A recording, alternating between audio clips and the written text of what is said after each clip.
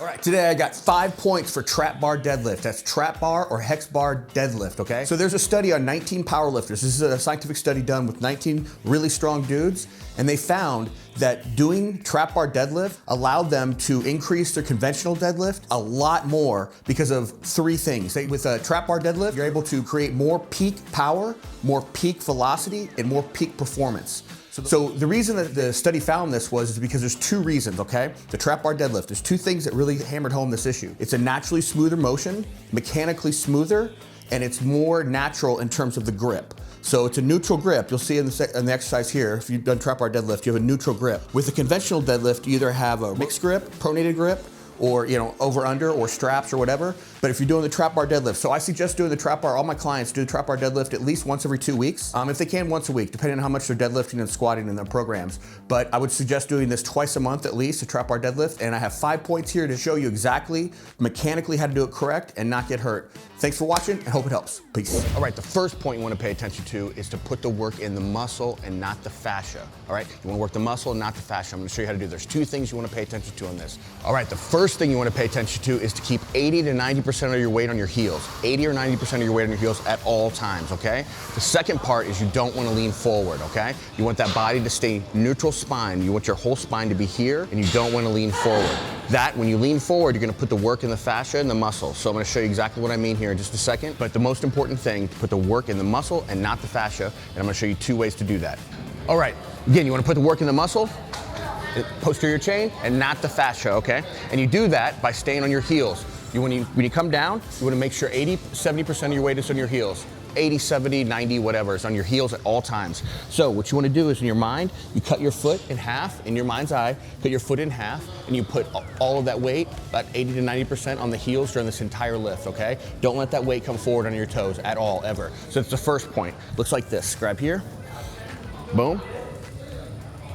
See, I'm staying on my heels.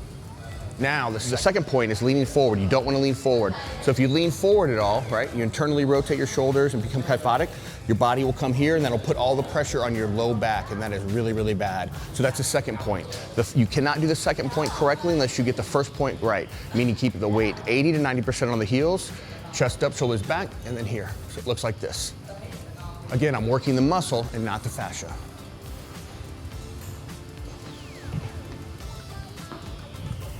All right, remember, that's 2 things. Weight on the heels, set 80 to 90%, and then don't lean forward. All right, the second point you want to pay attention to is that you keep your chest plate up at all times. Your whole chest plate, your chest should always be here when you're lifting, doing this lift, okay? The Trap Bar DeadLift, here, at all times. The second point you want to pay attention to is keep your chin and your eyes up. Your natural horizon, here's your natural horizon. So here's my natural horizon. Whether you're laying on your back, your natural horizon is going to be up. But here, my natural horizon's here. So as I eyes and chin up, my natural horizon goes up just 10 to 15 degrees, okay? 10 to 15 degrees, and that's it. You don't want to be here, but you don't want to be here. What's going to happen is your body follows your eyes, okay? If you start looking down and concentrating like this, your body will follow your eyes and you will lean forward and the weight will come shooting forward, and you put all that pressure and work on your back, the fascia. Again, remember that first point, we don't want to put the work in the fascia, we want to put it on the muscle. So that's 2 points I'm going to show you right here. All right, so you see here, my chest plate, I want to keep it up. So when I grab the weight here, my chest plate is up, right? If my chest plate starts to come down, forward, my body will lean forward, and that goes back to the first point. It'll put all that pressure in the fascia, so make sure that chest plate stays up. All right, the second point is to keep my chin and eyes up, just 10 to 15 degrees above, as I do this here. See, it looks like this. This is correct. What happens is if you do it incorrectly, you start looking down and you start doing this, and then that puts all that pressure on your fascia, your low back. That's really, really bad. So this is correct here. Chest plate up, eyes up, chin up. Weight on the heels. Don't lean forward.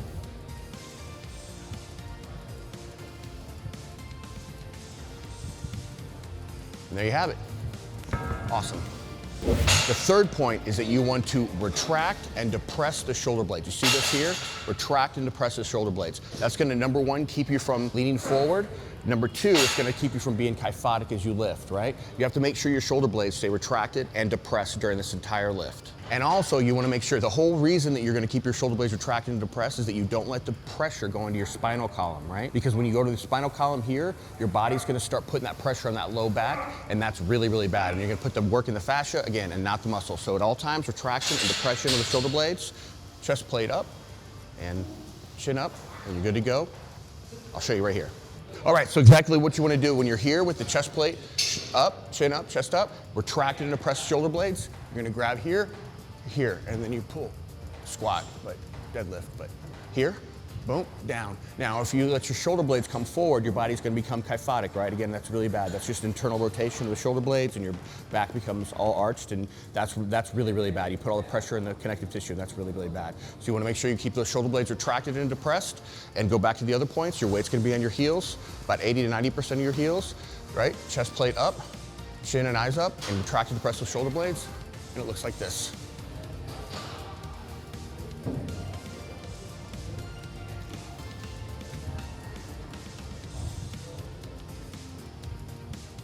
Hope that helps. Awesome.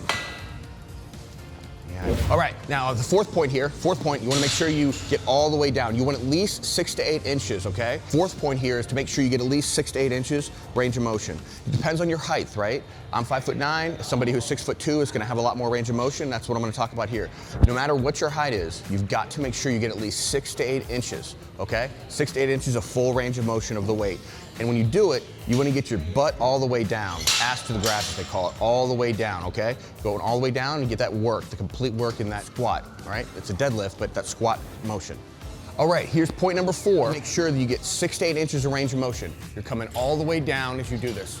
Chest up, shoulder blades back, on the heels, going up. Again, like I said, I'm 5'9", so I'm here and I'm getting full range of motion. What I don't want to do is do quarter squats here. Quarter deadlift, or squat down halfway. That's not going to get you much work at all. It's a waste of time. It's a complete waste of time to do this. Just don't do this. So make sure you get all the way down. So it looks like this, full range of motion.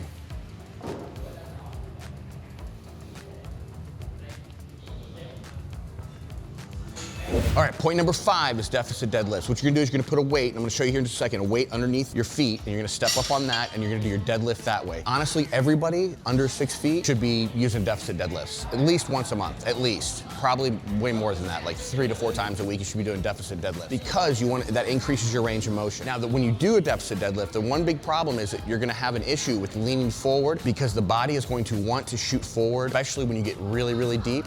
So you wanna make sure that you really put that weight on that heels, right, as you do the deficit deadlift, and then you're getting that full range of motion. And all those same points, 5 points apply, or 4 points before this. Stay on the heels, chest plate up, shoulder blades retracted and depressed, chin up, eyes up, you're here, and that's gonna allow you to get full range of motion without leaning forward. Again, remember, we do not want to lean forward at all. Here's the deficit. You got the weight here, right? Now the best thing to do is to make sure your weight's a little bit further back, so you step up onto the deficit, right, deadlift. Now, again, you wanna make sure you get full range of motion. You wanna pay attention to keep your weight in your heels, right, number 1. Chest plate up, chin up, shoulder blades retracted and depressed the whole time. See, here, boom. And I'm here. It's gonna get me a little more range of motion. Again, anybody under the height of 6 foot should probably be doing deficit deadlifts at least 2 to 4 times a month. Okay, chest up, shoulders back, and here. See, this really lets you get your butt down all the way. You get full range of motion there. That's why deficit deadlifts are so good. So these deficit deadlifts, stay on the heels. Don't, because your body right here is gonna wanna shoot forward at the very bottom. So make sure you stay on those heels, right? See the difference? And I'm leaning forward here, and chest plate up. Boom. This is correct. So now I have a little weight on here, coming down and up.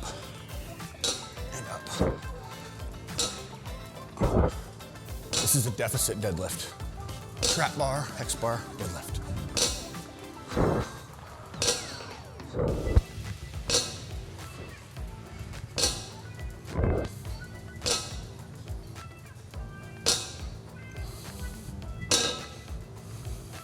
All right, there you have it. You got 5 points for the trap bar deadlift, hex bar deadlift, both names, hex bar, trap bar. So I hope those help. What you want to pay attention to is that smooth, clean motion, right? Staying on those heels, chest up, shoulder blades back, And then try, like I said, try this at least twice a month. If you can, 3 or 4 times a month, definitely gonna help your conventional deadlift. It's gonna help you get leaner and stronger a lot faster too, and it's a lot more mechanically smooth, right? That's what the study said. So I got another video right here for you for some leg exercises. It'll be the front squat, and then I got some more leg exercises for you here watching in this corner. And if you can, please, love to have you subscribe and love to have you like. That would really help out the Fitness with Animal team here, and love to have you on the team by subscribing. So thanks so much for watching, and peace out.